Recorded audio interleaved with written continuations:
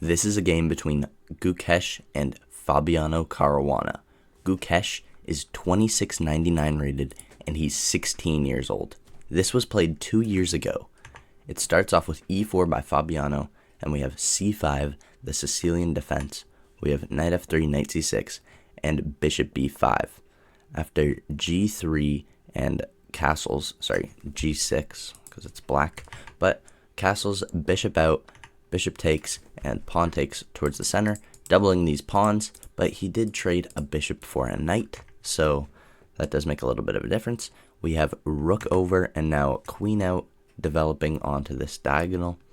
Now we have pawn forwards and pawn forwards, just sacrificing a pawn by Caruana on move 8, but it's normal theory, so it's fine to play. We have d3 now and c4 by Gukesh, sacrificing the pawn right back to open up the position, but instead of that, we just play knight c3, leaving tension with these pawns, and Gukesh immediately takes. Fabiano takes back with the pawn immediately. Now we have knight h6 now, and I would immediately take the knight. It does develop his bishop onto this diagonal, but, I mean, he's moving his knight, and then he has to make 2 moves to get it back, so you kind of get a tempo. But Fabiano decides to take the pawn back in the center, and I'm no super GM, so he knows what's up. And I honestly have no clue why he can't take this. Like, bishop takes, and we have bishop take j6. Oh, that makes way more sense. Knight takes e5, and obviously we don't have bishop takes e5, because then this knight would be hanging to this bishop, and we have knight to f5 now, and bishop f4 defending the knight again. Queen slides over to b7, attacking the b2 pawn, ready to push here and get this crazy attack with the knight and queen maybe. That's an idea. There's probably a lot more ideas that he had. Now we have knight to a4, defending the pawn, but if you're a beginner, don't put your knights on the edge of the board because it only has 4 squares it can go to. These are the only squares this knight can go to, and your knight's probably going to get trapped if you put it on the edge. This is obviously a 2700 player, so he's not going to trap his knight, and it's completely fine for him, as you can see on the evaluation. We have f6 now by Gukesh, kicking out the knight. Knight drops back to f3, and we have castles by Gukesh. d4 now by Fabi, and g5 by Gukesh. I think this might be a little bit too much of overextension, but he's way better than I am, so who am I to judge? He pushes h5 too, and now we have rook to e4. Kind of a rook lift, kind of just defending this, but it looks pretty vulnerable to if you push here, you're kind of getting attacked. Oh, maybe takes, and then you're defending.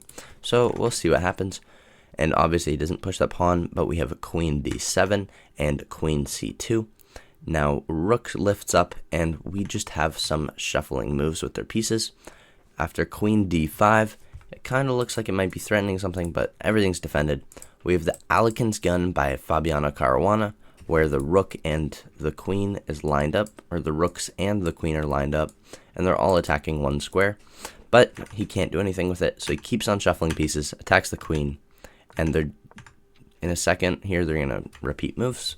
But we have pawn forwards, and rook over, queen back, rook over, queen there. That's where I was talking. They're repeating moves, but I think they're just trying to get to move 40 so they can have more time. We have a3 by Fabiano Caruana. He doesn't want to repeat moves in this position. He thinks he's better. He defends his pawn with the other pawn. Now we have a5 by Gukesh, and the evaluation's starting to like Gukesh a little bit. We have knight a4, and a queen drops back. Now pawn takes, rook takes, and knight to c5. Gukesh's position's just looking a little bit better, and he's gaining an advantage. We now have queen d5, the top engine move, and now queen takes would have been the best move, but he decides not to, and he decides to keep the queens on the board because he's playing a 16-year-old. He might be 2700, but he's 16. He wants to keep it a little more complicated to beat him. This kid is playing a fabulous game of chess. Fabulous. That's what the game's called. But we have negative 1.16, and Gukesh is just gaining his advantage. We have rook d1 by Fabi, and now rook comes in. He just keeps on gaining that advantage. These rooks are lined up to get here, and it does not look too good for Fabiano. Now we have pawn forwards, pawn takes, knight drops back, and this advantage is still a little bit, but here we had a huge advantage. He needed to play bishop takes c5, which is absurd.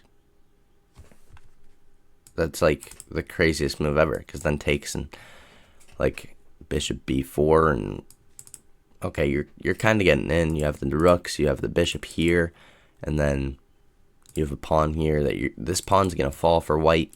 Okay, that makes a little sense, but he obviously doesn't see it. He drops his knight back, but he's still winning. It's not a terrible move. And then Fabiano Caruana makes a slight inaccuracy again. So it's like 2 points for Gukesh. He's a super GM. He should be winning this every time. We have e5 now, and knight takes, pawn takes, and that was a really good move by Fabiano, just complicating it a little bit more. He did sacrifice a piece. He's down a piece. Now we have rook takes, bishop g4 by Gukesh, attacking the queen, and it looks like it is a skewer, and this is being attacked. Everything looks crazy in this position. We have queen over, queen to f3 now, and you can see Fabiano Caruana is completely losing. This attack is insane. We have both these rooks, so he can't really do anything. He's got to keep this rook defended, and it's not looking too good for him. We have rook to g5 now, rook blocks, and now rook to e1. And after bishop h3, Gukesh is threatening checkmate. There's not much that Fabiano can do. You can see the valuation bar loves Gukesh's position. And we have bishop d6 by Fabiano, just opening up this rook to defend the square. What he needed to play was a bishop h4. It makes barely any difference, except this doesn't get checkmated immediately, and it defends the rook maybe. No, he'd probably take back with the queen if he took. But we have bishop here, defending the checkmate square, and now we have bishop takes, and rook takes rook, king takes back, queen check, defending the promotion square. Sorry, not promotion, checkmate square. We have knight dropping back to e4 now, queen takes, and white resigns in this position. It's checkmate in 5. Try to find it. The moves are queen e7 check, so that's probably why it's checkmate in 5. It was not checkmate in 5. What? Queen e7, not g7. My bad, my bad. We do queen takes, mate in 5, rook takes e7, bishop takes. This is insane. You have to sacrifice the queen, which I guess you're going to lose it if you go there. So it's not really sacrificing. It's just kind of trading it off. Now we have f3 and rook takes f3. This king can go up if he wants. Then we have knight g4 check. King drops. Either one. Rook f1 is checkmate. If you go here, rook f1 is checkmate. This was an insane game played by a 16-year-old. Crushed one of the top 10 players. Fabiano got destroyed.